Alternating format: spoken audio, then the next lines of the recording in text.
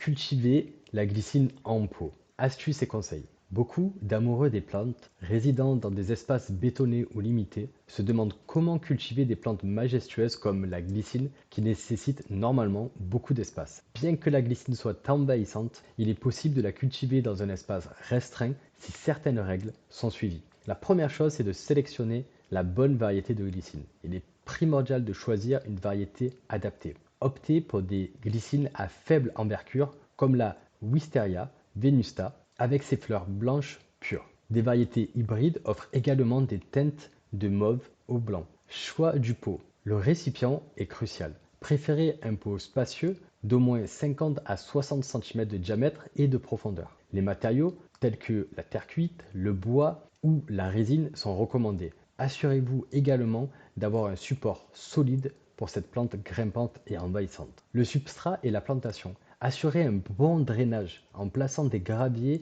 ou des billes d'argile au fond du pot. Le mélange idéal dans le substrat est la terre de jardin, le terreau et le compost. La plantation devrait idéalement être effectuée au printemps ou en automne.